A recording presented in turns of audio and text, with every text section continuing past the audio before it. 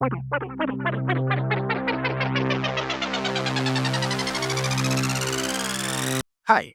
Remember the time the Kenyan youths, the Gen Zs, went onto the streets to protest against the financial bill 2024? Remember the time the youths stormed parliament? Well, they had some food in there and walked away with a lot of property, destroyed it because they were protesting against the bill of finance in 2024. Remember that time around July and August when youths were killed, actually? We saw all the news all over the place. Now, here's the thing. The other day, another Kenyan was arrested, a software developer, actually, her name is Njeri, because she had set up allegedly a website promoting it in a sense of people should react to it or the youth should go there and reject some clauses of the financial bill 2025. It's like us going back to 2024 and kind of promote a protest against the government, especially against the financial bill that is put across board. Now, that's what is exactly happening in Kenya. And so Njeri Rose was picked up from her home. Her gadgets were taken to prison, to a police cell. I think it's called Pangani Police. That's where she has been.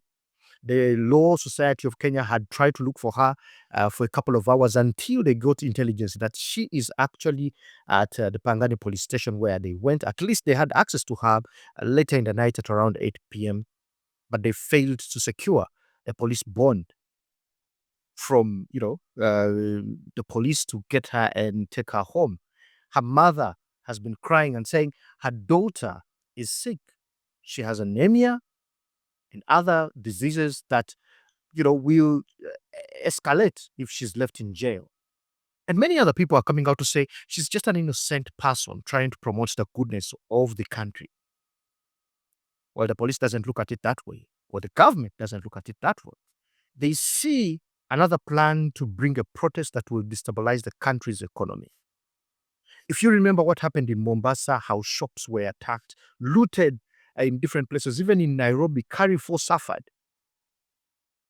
So there are two arguments usually to this. Is that the business owners feel they will lose a lot if protests happen, but also the youth say that if this bill is passed, the one of 2025, it would be bad for the economy and bad for them. What's going to happen next for Rose Njeri? Will she be paraded in courts of law? We're not sure. Probably she'll be released on bond or bail, if you want to call it that way. But that, I know, in my view, that it's a preventive arrest, and taking the gadgets probably could help them disable the website that they believe is promoting this kind of content against the government and rejecting the Financial Bill 2025. Will it pass? We don't know. Let's see what happens in the next 2 weeks. My name is Darren Bartlett, and we'll come back on this story sometime.